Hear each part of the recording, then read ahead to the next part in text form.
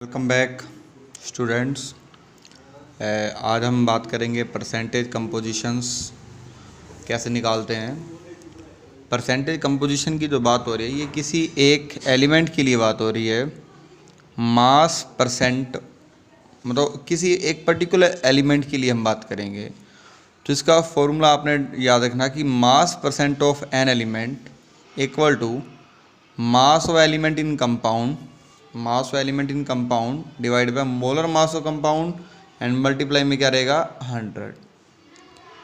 तो ये निकालते कैसे हैं, क्वेश्चन तो हमारा यही रहेगा कि सीधा निकालेंगे कैसे एक पर्टिकुलर एलिमेंट का मास कैसे निकाले। जैसे मान लो हमारे पास वाटर गिवन है H2O, मैं कहूँ आपको इसमें से हाइड्रोजन का और ऑक्सीजन की परसेंटेज आप निकालिए।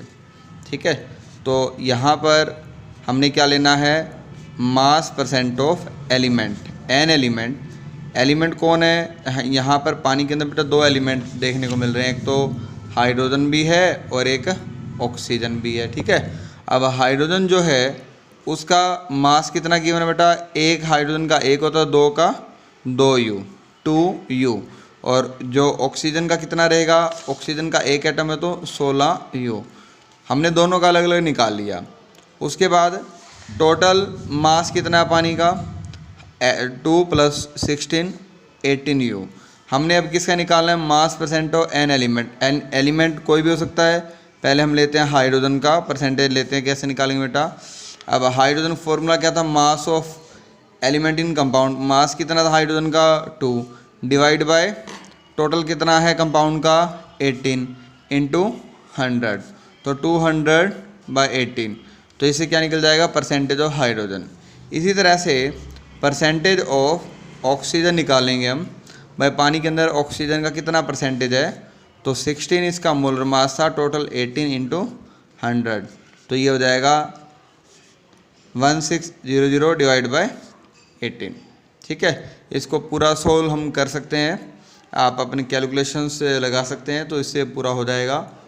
अगर हम पानी के अलावा कुछ और भी कंपाउंड ले लेते हैं, थोड़ा कॉम्प्लिकेटेड ले लेते हैं, जैसे आपके पास ग्लूकोज का दे रखा हो, ग्लूकोज का फॉर्मूला आपको याद हो जाना चाहिए, आई थिंक याद होगा 10th क्लास में ही आ जाता है C6H12O6।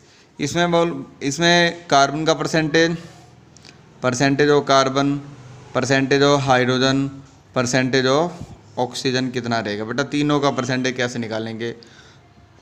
पहले तो इसका मोलर मास पूरे का निकाल लो। कार्बन का कितना है 6 कार्बन है, 12 गुना में 6, कार्बन का 12 होता है, 12 6 72 हो गया।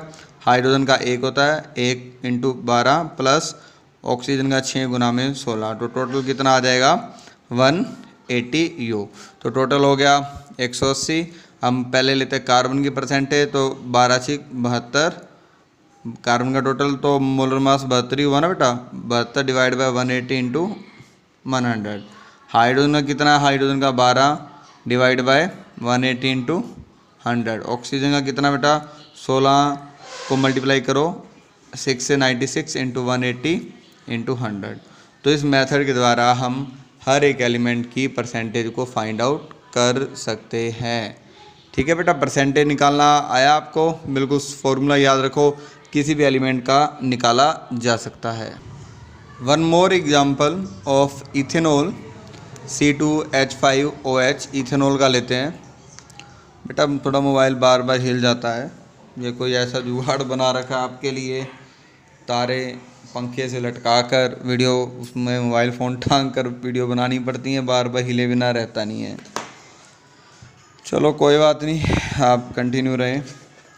इथेनॉल C2H5OH, इथेनॉल का अगर हम लें, देखो 12 गुना में 2, तो यहाँ पर परसेंटेज भी दे रखा है, ये फ्रैक्शन में भी लिया जा सकता है। अगर दे रखा हो आपको क्वेश्चन के अंदर परसेंटेज, तो आप परसेंटेज से मल्टीप्लाई करो, नहीं दे रखा हो तो कोई नहीं 12 से मल्टीप्लाई कर सकते हो। यहाँ पर हाइड्रोजन को 1.008 से मल्टीप्लाई कर रखा, नहीं दे रखा हो तो कोई नहीं, आप 1 से मल्टीप्लाई कर सकते हो। तो परसेंटेज ऑफ कार्बन 24 में 46 पूरे का मोलर मास इथेनॉल का, इसी तरह सबका आप निकाल सकते हो। ठीक है, तो ये एक और एग्जांपल हुआ परसेंटेज कंपोजिशन कैसे निकाली जा सकती है। कुछ और हम करते हैं इसके अलावा जो हमारे लिए मेन इंपॉर्टेंट टॉपिक रहेगा, ये वाला जो टॉपिक्स है एम्पेरिकल फार्मूला, मॉलिक्यूलर फार्मूला, ये तो आपको अलग से कराऊंगा, पर जो अब हम करने जा रहे हैं वो है हमारा मोल कंसेप्ट से रिलेटेड टॉपिक रहेगा, जो हमने लास्ट वीडियो में करा है। तो उससे रिलेटेड कुछ टेक्निकल टर्म्स हमने यूज करनी है, उसके बारे में हम बात करेंगे अभी। हाँ बेटा, पहले हम बात करेंगे जो है reactions in solutions, last topic रहेगा एनसीईआरटी का। इसके अलावा 2 टॉपिक और बचे हैं, उनकी वीडियो एक साथ करेंगे, पर जो सॉल्यूशंस से रिलेटेड बातें हैं वो पहले हम करते हैं। देखो, आपने सॉल्यूशंस का जिक्र 9th क्लास में ही पढ़ा होगा बेटा। सॉल्यूशन जो है इसके ऊपर पूरा ही चैप्टर हमारा 12th क्लास का। सॉल्यूशन वो होता है जिसमें सोल्यूट प्लस सॉल्वेंट दोनों आपस में मिलाए जाते हैं। सोल्यूट प्लस सॉल्वेंट जब मिलते हैं बेटा, मिलकर ये क्या बनाते हैं, सॉल्यूशन तैयार करते हैं। सोल्यूट क्या होता है, जिसकी क्वांटिटी बेटा लेस होती है, लेस अमाउंट वाले को हम क्या नाम बोलते हैं, सोल्यूट। और मोर क्वांटिटी या मोर अमाउंट वाले को क्या नाम बोलते हैं, सॉल्वेंट। ठीक है, मोर अमाउंट वाले को सॉल्वेंट, लेस वाले को सोल्यूट। ये आई थिंक पता ही होगा, ज़्यादा इस पर ज़्यादा ध्यान नहीं देते। ये जो है ये वाली बातें याद रखना। इसके अलावा जो हमने बात करनी है कि सॉल्यूशंस का मेजरमेंट कैसे किया जाए, बस की, क्योंकि माप तोल तो करना पड़ता है ना हर चीज़ का। कोई कितना परसेंटेज में है उसमें चीनी मिली हुई है, जैसे हम चीनी का सॉल्यूशन बनाते हैं चाशनी, तो कितने % चीनी मिली हुई है, कितना वो कंसनट्रेटेड है, कितना एसिड कंसनट्रेटेड है, कितना बेस है, तो उनके बारे में जो हम बात करते हैं। तो सॉल्यूशन की जो परसेंटेज है, जो एक्सप्रेशंस हैं कंसंट्रेशन को फाइंड आउट करने के लिए कुछ फॉर्मूले गिवन हैं, वो आपने याद रखने हैं। कुछ तो 9th क्लास में हमने पढ़े भी हैं। एक आपने मास % का फॉर्मूला पढ़ा होगा बेटा 9th क्लास के अंदर। इसको मास % या इसको हम नाम बोलते हैं वेट % भी बोलते हैं बेटा। वेट %, मास % एक ही बात है। सेकंड में हम लेते हैं मोल फ्रैक्शन। अब यहाँ पर मोल फ्रैक्शन का जिक्र आ रहा है, जो पीछे वाली वीडियो में मोल थे, अब यहाँ पर मोल फ्रैक्शन आ चुके हैं। तीसरा बेटा मोलैरिटी। फोर्थ है यहाँ पर मोलैलिटी। बेटा ये तो सिर्फ 4 एक्सप्रेशन गिवन है एनसीईआरटी में। इसके अलावा एक्सप्रेशन तो और भी हैं, वॉल्यूम % है, मास बाय वॉल्यूम % है। मैं सिर्फ बोल रहा हूँ, लिख नहीं रहा, ध्यान देना। नॉर्मेलिटी है, नॉर्मेलिटी है, वो भी है। ppm भी दे रखा है, पार्ट पर मिलियन, ये भी आ जाता है पार्ट पर मिलियन, पर इसका अभी यहाँ पर इसके बारे में अभी कोई जिक्र नहीं मिलेगा। 6 है यहाँ पर नॉर्मेलिटी, जो मैंने अभी वर्ड बोला था नॉर्मेलिटी, इनके बारे में भी कोई एक्सप्लेनेशन नहीं है। ठीक है, अभी हमने 4 टॉपिक कवर करने हैं, मास %, मोल फ्रैक्शन, मोलैरिटी और मोलैलिटी। ठीक है, पहले हम लेते हैं बेटा मास % क्या होता है। देखो मास % का अगर हम बात करें, मास % होता क्या है, जैसे एक क्वेश्चन से लेते हैं मास % के ऊपर। मान लो हमारे पास 2 ग्राम कोई सब्सटेंस है, कुछ भी लगा लो, चीनी ले लो या नमक ले लो। 2 ग्राम सब्सटेंस को हम ऐड करते हैं, add in 18 gram of water. ठीक है बेटा, 18 ग्राम पानी में ऐड कर दिया, इसका मास % निकालो। कितने ग्राम है, 2।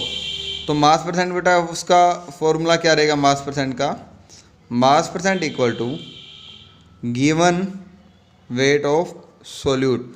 सोल्यूट कौन होता है, जो कम हो, सोल्यूट कौन है ऊपर में, 2 ग्राम, और divide by total mass of solution, total mass of solution into 100। तो बेटा ये फॉर्मूला रहेगा, given weight of solute divide by total mass of solution. Given weight of solute कितना है, 2 ग्राम, टोटल मास ऑफ सॉल्यूशन कितना हो बेटा, 18 ग्राम क्या था, पानी क्या है, सॉल्वेंट, ये सोल्यूट है, ये सॉल्वेंट है। तो 2 + 18 कितना हो गया बेटा, 20। ठीक है, 2 + 18 इंटू 100, तो बेटा कितना आ गया, 2/20 इंटू 100। तो यहाँ से कितना आ गया, दो से दो कट गया ना, एक जीरो से एक जीरो कैंसिल हो गया, तो कितने परसेंट आ गया ये 10% सोल्यूशन तैयार हो गया। ठीक है बेटा, समझ आ गया आपको। तो ये मास परसेंट निकालने का फॉर्मूला था। क्या निकालते हैं, given weight of solute divided total mass of solution into 100। पहले आपने क्या पता लगाना है, सोल्यूट कौन है, सोलवेंट कौन है, उन दोनों को सम करके नीचे लिखा जाएगा और गिवन वेट ऑफ सोल्यूट क्या आएगा, ऊपर रहेगा। तो ये तो हो गया मास परसेंट निकालने का तरीका। ये वाला क्वेश्चन एनसीईआरटी का है। अब इसके बाद हम बात करते हैं यहाँ पर मोल, बेटे इधर ध्यान देना, मोल फ्रैक्शन। मोल फ्रैक्शन को हम एक्स से डिनोट करते हैं। ये कब निकालते हैं, जब हमारे पास दो अलग अलग सॉल्यूशन हो, जैसे एक बीकर ले लिया हमने ए और एक ले लिया बी, ए और बी। इस ए वाले में नंबर ऑफ मोल है एन ए, इस वाले में है number of mole N B, छोटा एन है, नंबर ऑफ मोल है ए। अगर इन दोनों को हम मिक्सअप कर दें, इसमें डाल दें, तो ये इसमें एन ए और एन बी क्या हो गए, दोनों इकट्ठे हो गए, नंबर ऑफ मोल इकट्ठे हो गए एन ए और एन बी। अब एन ए और एन बी में इकट्ठे होने के बाद हम निकालते हैं मोल फ्रैक्शन। अब हमारे पास दो सॉल्यूशन थे ए और बी, तो x A mole fraction A के लिए और मोल फ्रैक्शन बी के लिए, दोनों के लिए निकाला जाएगा। अगर एक्स ए के लिए निकालते हैं मोल फ्रैक्शन, तो कैसे निकालेंगे, तो number of mole of N A ऊपर, अब ये जो एक्स और एक्स बी इस वाले बीकर के लिए निकाले, जब दोनों को मिलाया गया है इसके लिए निकालेंगे, एन ए ऊपर divide by N A plus N B नीचे। और एक्स बी के लिए निकालना चाहते हो तो number of mole of N B ऊपर और इन दोनों का सम जो है उसको नीचे से डिवाइड कर दो, N A plus N B. तो इसे बोलते हैं मोल फ्रैक्शन। मोल फ्रैक्शन हमेशा फ्रैक्शन में ही आता है। ये कब निकाले जाते हैं, जब दो सॉल्यूशंस अलग अलग मोल, दो सॉल्यूशन जिनके मोल अलग अलग हैं उनको आपस में मिला देते हैं, तो हम क्या निकालते हैं, मोल फ्रैक्शन निकालते हैं, एक्स ए और एक्स बी। तो इनकी डेफिनेशंस जो ली जाती है, it is the ratio of number of mole of particular component to the total number of mole of solution.